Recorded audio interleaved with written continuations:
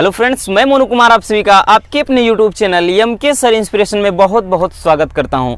दोस्तों, I hope कि आप सभी अच्छे होंगे और आपकी तैयारी भी बेहतर चल रही होगी।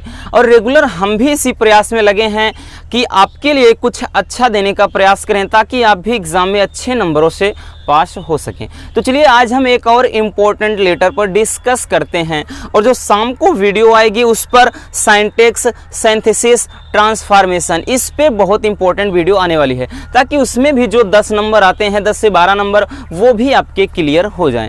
तो चलिए, क्योंकि दोस्तों इससे पहले हमने बात करें तो write a letter to editor, editor के लिए जो लेटर होता है उस पर वीडियो बना दिया है। अगर आपने नहीं देखा तो डिस्क्रिप्शन में है, जाके वहां से वॉच कर लीजिए।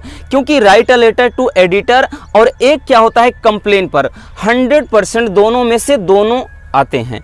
दोस्तों, आज हम जिस लेटर पर डिस्कस करने वाले हैं ये कंप्लेन पर आधारित होगा। आप सभी के कमेंट भी आ रहे थे कि सर कंप्लेन पर रिलेटेड जो लेटर होता है उस पर वीडियो बनाइए। सो आज के इस वीडियो में हम देखेंगे कि कंप्लेन पर यानी क्या है, पुलिस अधीक्षक को आपको एक पत्र लिखना है। तो वही सब्जेक्ट है कि write a letter to superintendent of police of your city requesting him to improve the law and order situation in your area. इसका अर्थ क्या होगा दोस्तों? इसका अर्थ होगा कि आप पुलिस अधीक्षक को एक पत्र लिखिए।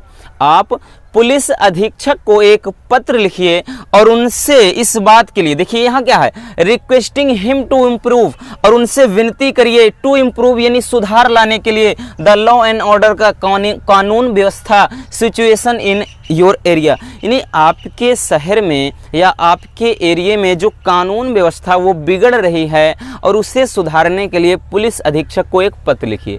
और दोस्तों, अथवा में इसे क्या करके आता है, इसमें भी write a letter to editor किसी न्यूज़पेपर के संपादक को कहेगा, फिर कहेगा कि किशोरों द्वारा आपराधिक जो भी घटनाएं बढ़ रही हैं उन्हें क्या करने के लिए, उनमें इम्प्रूव करने के लिए, उन कानून व्यवस्था को इम्प्रूव करने के लिए टीनेजर्स के प्रति आता है से कहेगा।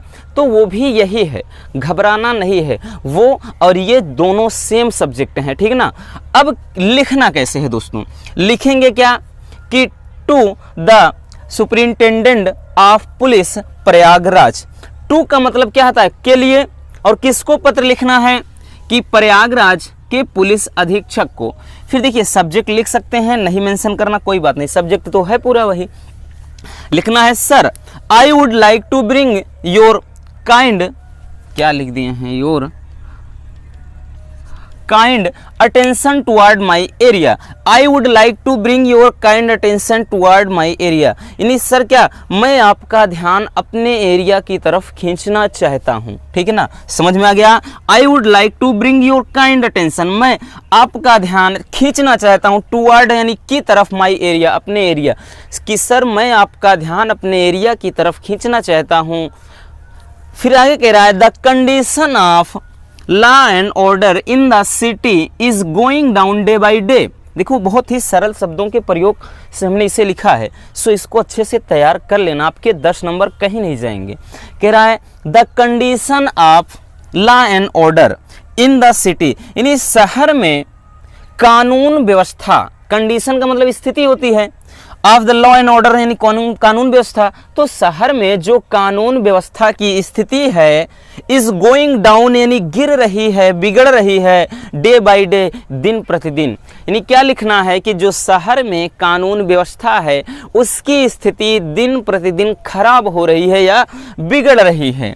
फिर आगे कह रहा है कि civil lines has become a centre of illegal activities. कह रहा है सिविल लाइन क्या, हर एरिया मतलब हर डिस्ट्रिक्ट में बात करें तो सिविल लाइन होता है, ठीक ना दोस्तों। वो क्या होता है, वहीं से सारी एक्टिविटीज़ यानी वो मेन सेंटर होता है, केंद्र होता है। तो वही कह रहा है कि civil line has become a centre of illegal activities. कहने का मतलब जो सिविल लाइन है, हैज़ बिकम, वो एक बन चुका है, ए सेंटर, एक केंद्र ऑफ इलीगल एक्टिविटीज़ का मतलब जो अवैध, इलीगल एक्टिविटीज़ यानी अवैध कार्य प्रणाली, जहां पर बुरे काम होते हैं। ठीक है ना, समझ में आया? क्या कह रहा है कि सिविल लाइन जो है वो क्या है, अवैध गतिविधियों का एक केंद्र बन चुका है। और Alfred park is non for illegal क्या है, एक्टिविटीज। और जो अल्फ्रेड पार्क है किसे कहा जाता है, चंद्रशेखर आजाद पार्क को कहा जाता है। तो क्या लिखना है कि Alfred park is non for illegal activities. और जो अल्फ्रेड पार्क है उससे भी गतिविधि यानी जो भी अराजकता वाली चीजें होती हैं या आपराधिक गतिविधियों का केंद्र उसे भी माना जाता है। यानी वहां पर कुछ ऐसी घटनाएं होती हैं जो हमारे समाज के लिए क्या है, बिल्कुल भी उचित नहीं है। फिर आगे कह रहा है कि near government girls inter college, और गर्ल्स इंटर कॉलेज के पास में अनसोशियल एलिमेंट्स असेंबल। और वहां पे अनसोशियल एलिमेंट्स का मतलब असामाजिक तत्व होता है। असामाजिक तत्व का मतलब कुछ ऐसे जो अयास व्यक्ति होते हैं ना, कि जिन्हें कोई काम धंधा नहीं होता है, क्या करते हैं, लड़कियों पर कमेंट करते हैं गंदे गंदे, उनके साथ अभद्र व्यवहार करते हैं, दुपट्टा खींचते हैं या फिर कुछ फेंकते हैं ऊपर। तो ऐसे क्या है, उन्हें कहा जाता है अनसोशियल एलिमेंट्स। तो वही कह रहा है दोस्तों कि near government girls inter college, यानी जो गर्ल्स इंटर कॉलेज के बगल में अनसोशियल एलिमेंट्स असेंबल, कि वहां पर असामाजिक तत्व इकट्ठा होकर के, असेंबल का मतलब इकट्ठा होकर के, एंड सिंग वल्गर सॉन्ग्स, और वो क्या करते हैं, बहुत ही अभद्र या गंदे गाने गाते हैं। वल्गर सॉन्ग का मतलब अभद्र गीत होता है। ठीक है ना, यहाँ से क्या अभद्र गाने मतलब गंदे गंदे कमेंट करना, वही है। ठीक, तो समझ में आया कि जो गर्ल्स इंटर कॉलेज है उसके पास में कुछ लोग इकट्ठा होते हैं, यानी कुछ लड़के क्या इकट्ठा होते हैं, एंड सिंग वल्गर सॉन्ग्स, और अभद्र गाने गाते हैं। आगे कह रहा है कि I therefore request you to, मैं चाहता हूं, आई देयरफॉर इसलिए, देखो आई देयरफॉर का मतलब इसलिए, आई देयरफॉर रिक्वेस्ट इसलिए मेरी आपसे विनती है कि टू टेक नेसेसरी, यानी नेसेसरी का मतलब आवश्यक होता है, एंड इमीडिएट यानी तुरंत, एक्शन कोई एक्शन, टू कर्ब इट यानी इसे नियंत्रित, कर्ब का मतलब इसे कंट्रोल करने के लिए, नियंत्रित तो करने के लिए। वही कह रहा है कि I therefore request you to take necessary and immediate action to curb it, और इसलिए मेरी आपसे विनती है कि जल्द से जल्द इसे रोकने के लिए, देखो कर्ब का मतलब हमने बताया नहीं कि इसे रोकने के लिए, इसे बंद करने के लिए, तो जल्द से जल्द इसे बंद करने के लिए कोई आवश्यक एक्शन लिया जाए, यानी इस पर कोई बात इस पर आप विचार करें। आगे कह रहा है कि people of the area will be highly obliged, और जो एरिया के लोग हैं वो आपके बहुत ही आभारी रहेंगे अगर आप ऐसा करते हैं। अब यहाँ से मेंशन कर देना है डेट आपको, और उसके बाद यहाँ योर्स फेथफुली या सिंसियरली कुछ भी लिख दीजिए, और XYZ।